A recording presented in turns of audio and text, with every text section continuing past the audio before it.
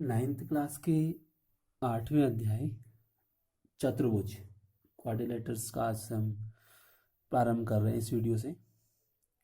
सबसे पहले हम ये जानते हैं कि चतुर्भुज होता क्या है और उससे संबंधित कुछ पद हैं हमारे quadrilaterals and some terms associated to it.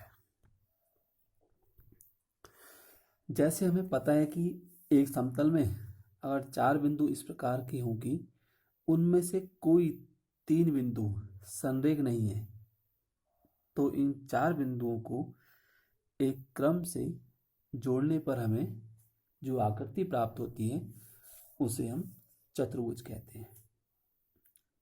चतुर्भुज में 4 भुजाएं होती हैं, जैसे हमने यहाँ पर ये शो किया हुआ है A B, B C, C D और डी ए। 4 अंतःकोण कोण ए बी सी और डी होते हैं और 4 शीर्ष ए बी सी और डी होते हैं। 2 विकर्ण ए सी व बी डी होते हैं। अब कुछ और टर्म्स के बारे में बात करते हैं। इनकी आसन्न भुजाएं क्या होती हैं, एडजेसेंट साइड्स क्या होते हैं। कह रहे हैं एक ही शीर्ष पर मिलने वाली 2 भुजाओं को आसन्न भुजाएं कहते हैं। जैसे एक ही शीर्ष पर मिलने वाली 2 भुजाएं, जैसे शीर्ष ए की बात करते हैं तो इस पर बी ए मिल रही है और डी ए मिल रही है, तो शीर्ष ए पर मिलने वाली 2 भुजाएं हमारी बी ए और डी ए हैं।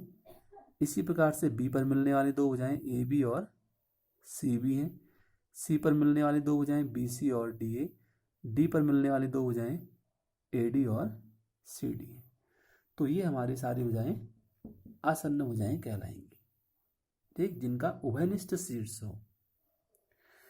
उसके बाद सम्मुख भुजाएं, यदि चतुर्भुज की 2 भुजाओं का एक ही शीर्ष नहीं है तो उनको हम क्या बोलेंगे, सम्मुख भुजाएं। जैसे ए डी और बी सी सम्मुख भुजाएं, डी सी और ए बी हमारी दूसरी सम्मुख भुजाएं। उसके बाद क्रमागत कोण क्या होते हैं। किसी चतुर्भुज के ऐसे 2 कोण जिसकी एक भुजा उभयनिष्ठ हो क्रमागत कोण कहलाते हैं। जैसे हमने क्या कहा, ए और बी क्रमागत कोण है जिसकी उभयनिष्ठ भुजा ए बी है, या फिर हम ये कह सकते हैं ए और डी क्रमागत कोण है जिनकी उभयनिष्ठ भुजा ए डी है, ठीक। तो ये हमारे हो गए क्रमागत कोण। उसके बाद सम्मुख कोण क्या होते हैं। किसी चतुर्भुज के ऐसे 2 कोण जिनकी कोई भी भुजा उभयनिष्ठ ना हो सम्मुख कोण कहलाते हैं। जैसे ए और सी, बी और डी, ये हमारे सम्मुख कोण कहलाएंगे। उसके बाद अगली प्रॉपर्टी हमारी चतुर्भुज का कोण योग गुणधर्म, angle sum property of quadrilaterals. एक पहली प्रमेय है इसकी, वो समझ लेते हैं। जैसे हमने त्रिभुज में प्रमेय सिद्ध की थी, किसी त्रिभुज के तीनों अंतःकोणों का योगफल 180 डिग्री होता है, ऐसे ही चतुर्भुज में भी होता है। किसी चतुर्भुज के चारों अंतःकोणों का योगफल 360 डिग्री होता है। दिया है हमें एक चतुर्भुज ए बी सी डी है।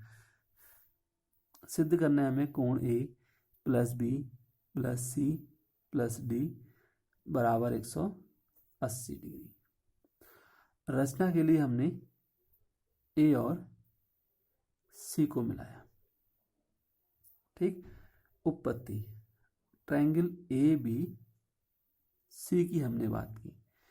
अगर हम ट्रायंगल ए बी सी में ले रहे हैं तो कोण 1 प्लस 4 प्लस 6, इन तीनों का योगफल 180 डिग्री होगा। और अगर हम ए डी सी की बात कर रहे हैं तो 2 प्लस 3 प्लस 4 का योगफल 2 प्लस 3 प्लस 5 का योगफल 180 डिग्री होगा। अब इन दोनों समीकरणों को हमने आपस में जोड़ दिया। 1 प्लस 2, 3 प्लस 4, 5 प्लस 6 बराबर राइट हैंड साइड में जोड़ेंगे तो 180 प्लस 180 360 हो जाएगा। अब कोण 1 प्लस 2 ये दोनों मिल करके ए हो गया, कोण 3 प्लस 4 मिल करके सी हो गया, और बी और डी तो हमारा है ही पहले से 6 और 5 के बराबर। अतः ये सिद्ध हो जाएगा कोण ए प्लस कोण बी प्लस कोण सी प्लस कोण डी बराबर 180 डिग्री। अब कुछ नेक्स्ट टर्म्स के बारे में जान लेते हैं। चतुर्भुज के प्रकार यानी टाइप्स ऑफ क्वाड्रिलेटरल्स कितने होते हैं? चतुर्भुज हमारे कई प्रकार के होते हैं, जैसे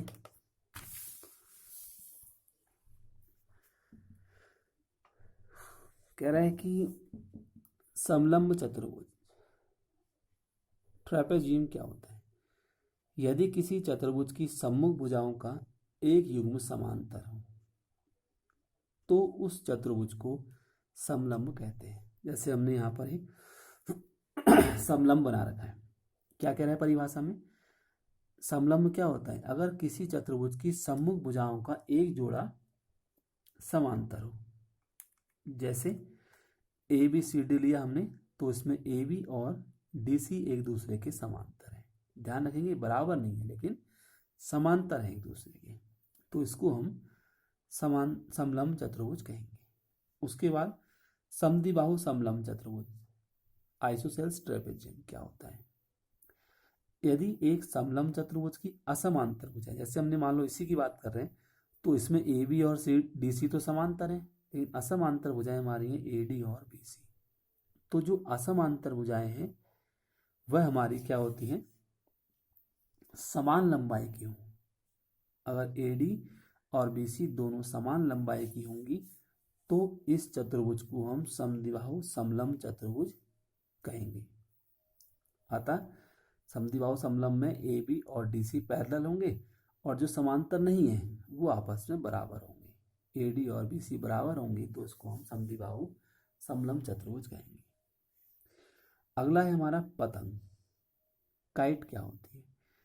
काइट में कह रहे हैं यदि किसी चतुर्भुज की आसन्न भुजाओं के दोनों युग्म बराबर हो तो वह एक पतंग कहलाता है। जैसे अभी हमने आसन्न भुजाएं क्या हुई? ऐसे भुजाएं, ऐसे चतुर्भुज की ऐसी दो भुजाएं जिनका उभयनिष्ठ शीर्ष हो, तो आसन्न भुजाओं में हमारी ए डी और ए बी हुई। उभयनिष्ठ शीर्ष ए है तो ए डी और ए बी आपस में बराबर हैं, और इस तरफ से सी बी और सी डी आपस में बराबर है। तो इस प्रकार की जो आकृति होगी उसको हम पतंग कहते हैं, काइट। अगला है हमारा समांतर चतुर्भुज। इसके बारे में हम विस्तार से अध्ययन करेंगे इस अध्याय में। कह रहा है यदि किसी चतुर्भुज की सम्मुख भुजाओं का एक युग्म समांतर हो तो उसे समांतर चतुर्भुज कहते हैं। जैसे मान लो हमने समांतर चतुर्भुज है ए बी सी डी, तो ए बी और डी सी समांतर है और ए डी और बी सी आपस में एक दूसरे के समांतर है, तो इसको हम समांतर चतुर्भुज कहते हैं। समांतर चतुर्भुज की प्रॉपर्टीज को हम आगे पढ़ेंगे अभी। उसके बाद अगला है हमारा समचतुर्भुज। इसी में अगर मान लो सभी भुजाएं आपस में कैसी हो? बराबर हो और एक दूसरे के समांतर भी हो, तो उसको हम क्या कहेंगे? समचतुर्भुज कहेंगे। समचतुर्भुज में जैसे मान लो हमारा यही समचतुर्भुज है, ये हमारा क्या हो गया? समांतर हो गया।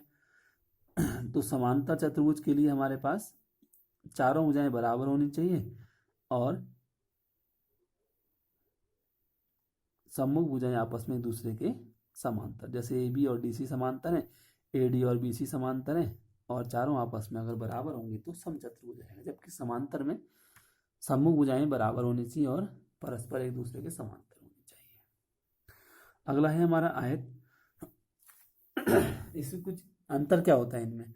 कह रहा है प्रत्येक समचतुर्भुज एक समांतर चतुर्भुज होता है, जबकि प्रत्येक समांतर चतुर्भुज समचतुर्भुज नहीं होता है। जैसे इसको हम एक समांतर चतुर्भुज भी कह सकते हैं। ठीक, क्यों?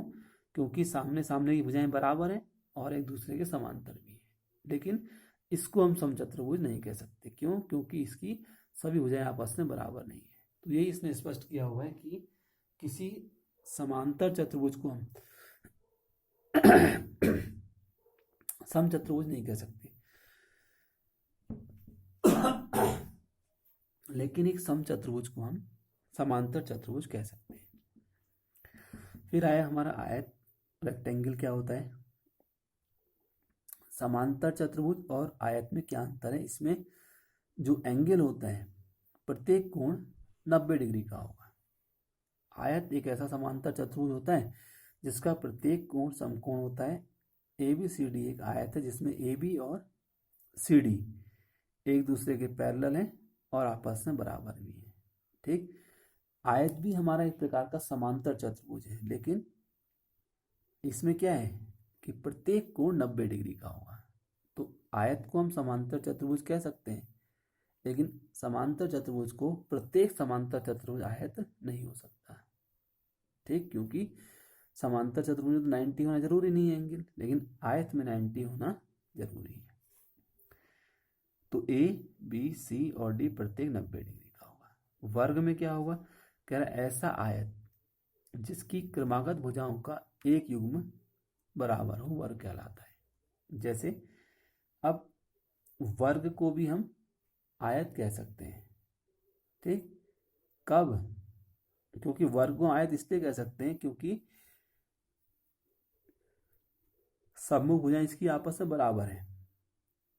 वर्ग में चारों भुजाएं बराबर होती हैं, तो ये हमारा वर्ग नहीं है, जबकि ये हमारा वर्ग है।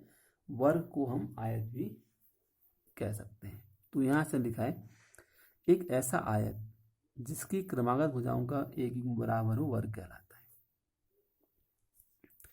एक समांतर चतुर्भुज जिसकी सभी भुजाएं बराबर हो, प्रत्येक कोण समकोण हो, वर्ग कहलाता है। ठीक, समांतर चतुर्भुज जिसकी सभी भुजाएं बराबर होंगी और प्रत्येक कोण समकोण होगा, उसको हम वर्ग कहेंगे। ये इसने और इसको डिफाइन किया हुआ है। तो सम्मुख भुजाएं पैरेलल हैं और आपस में सभी भुजाएं बराबर होंगी और प्रत्येक कोण 90 डिग्री का होगा, तो वह समांतर चतुर्भुज हमारा वर्ग कहलाएगा।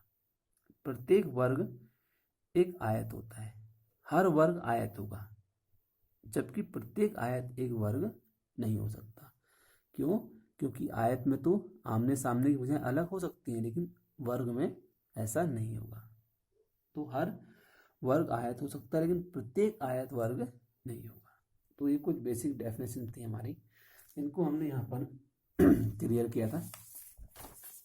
अब नेक्स्ट वीडियो से हम इसकी प्रश्नावली स्टार्ट करेंगे 8.1।